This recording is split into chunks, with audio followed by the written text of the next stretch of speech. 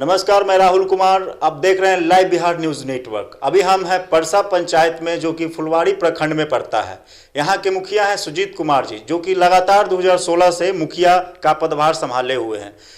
इनका अगर पहले का कार्यकाल जाने तो ये इनका ना बैकग्राउंड किसी पॉलिटिक्स में है ना कुछ, लेकिन ये अच्छा मत से इन्होंने 2016 में लगभग 10 कुछ वोट से इन्होंने जीत प्राप्त किया था। और अभी 2022 की बात करें तो इनका टोटल वोट 215 से जीत हुई थी। अभी हम उनसे बात करते हैं कि क्या कुछ जनता के बीच जाते हैं तो क्या कुछ समस्या आती है। अभी पहले तो मैं बिहार न्यूज़ को धन्यवाद देना चाहता हूं और पूरे प्रदेश वासियों को छठ पूजा की हार्दिक शुभकामना रहेगा मेरा।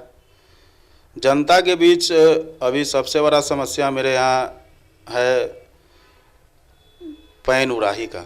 नहर पैन उराही के लिए हम 2-3 बार भेंट भी किए हैं एग्जीक्यूटिव इंजीनियर्स से। अभी नया वाले जो आए हैं तो बोले हैं कि 100% उम्मीद है कि होगा इस बार।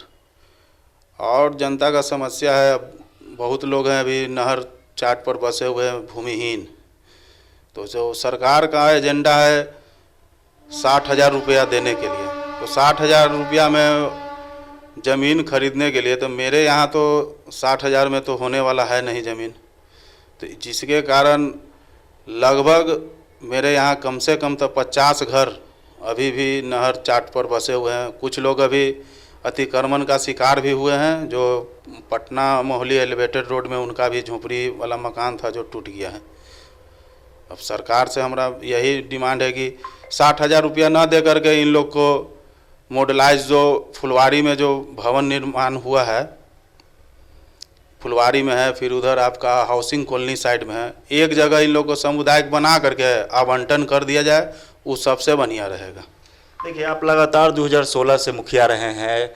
आपके पिताजी भी इस फील्ड में नहीं थे, आप अच्छा वोट से जीत प्राप्त किए। कैसा लगा आप जनता के बीच जाकर? अच्छा मत से आपको जनता विजयी बनाया है, कैसा लगा? सबसे बढ़िया बहुत अच्छा लगा। पहला चीज़ कि हमको तो ये सब उतना अभी ब्लॉक के बारे में शुरू में नॉलेज भी नहीं था। हम ब्लॉक समझिए तो अपना नॉमिनेशन से पहले जो जातीय आवासीय जो बनता है, फर्स्ट टाइम उसी समय ब्लॉक गए थे बनवाने के लिए। तो हमको तो समझ में भी नहीं आ रहा था कि काउंटर किधर है किधर नहीं है। तो 2016 से 2021 के बीच में जो आपका कार्यकाल रहा है 5 साल में, क्या क्या आप अभी तक काम करवाए हैं? 2016 से 21 तक में हम गली नली का काम बहुत ढंग से करवाएं, जो 7 निश्चय योजना के तहत था, जिसमें वार्ड सदस्य का सहयोग मिला हमको। वार्ड सदस्य पूरा काम उन्हीं लोग के थ्रू हम लोग दिए हुए थे, उन लोग अपना ढंग से काम करवाएं।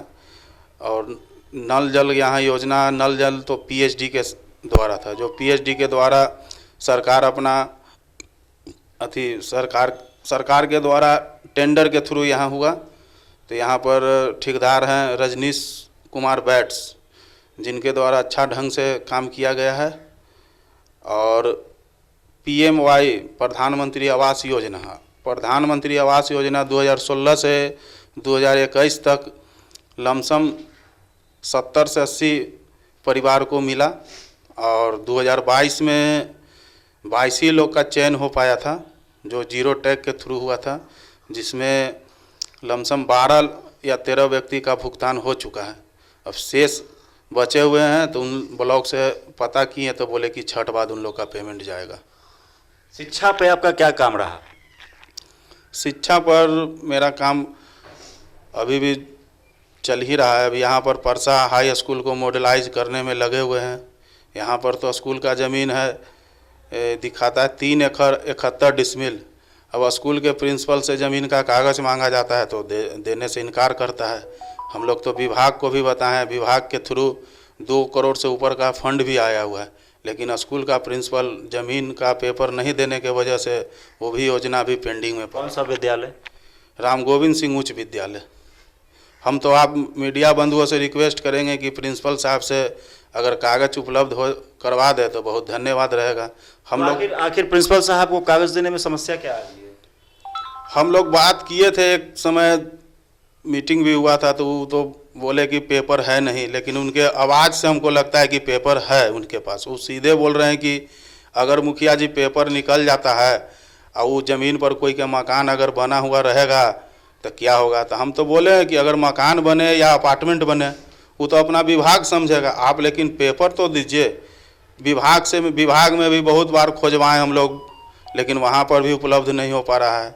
लेकिन विभाग से और अदर व्यक्ति से भी मालूम चला है, दूसरे जगह से भी मालूम किए तो कि एक कॉपी जो रजिस्ट्री होता है ज़मीन का, वो एक कॉपी स्कूल में रहता है, लेकिन प्रिंसिपल साहब देने से इनकार कर रहे हैं। बात करें अगर शिक्षा, शिक्षा, स्वास्थ्य और रोजगार की, क्योंकि बिहार में ये तीनों की बहुत ज़रूरत है, और रोजगार की बात करें तो मनरेगा एक सबसे अहम रोल है स्वास्थ्य रोजगार के।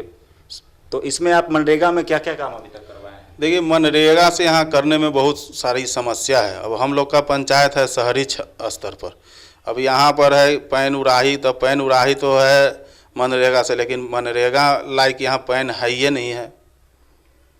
अब जो भी पैन है तो यहाँ बिना जेसीबी से उराही नहीं होगा। आमतौर पर आपके क्षेत्र में मनरेगा से कोई काम अभी तक नहीं हुआ है? एक दो ठो पैन उराही का करवाए थे जो होने लायक था, बाकी सब पैन अब मशीन के थ्रू हो पाएगा। 2021 में फिर से आपको जनता 600 प्लस वोट से जीत दिलाई है, उस पर आप अब क्या करेंगे जनता के लिए? अभी जो 4 साल का कार्यकाल अभी बचा हुआ है उसके लिए विशेष?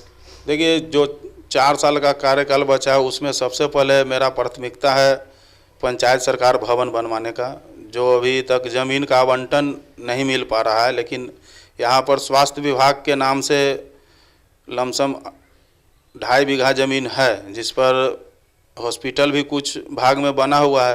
अब सरकार से निवेदन है कि वही ज़मीन पर साइड में अपना पंचायत सरकार बनवाने के लिए हम आवेदन दिए हैं प्रखंड विकास पदाधिकारी के यहाँ। और जो भी स्कूल भी है 10+2 कराने में लगे हुए, अगर कागज़ मिल जाता है ज़मीन वाला तो 10+2 भी हो जाएगा।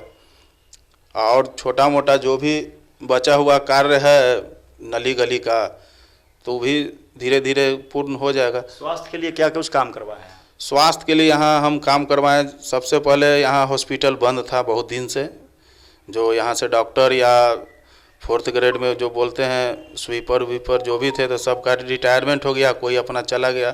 तो आयुष्मान भारत के थ्रू यहाँ पर हमने एक हॉस्पिटल का निर्माण कराया, जो भी सुचारू ढंग से चल रहा है।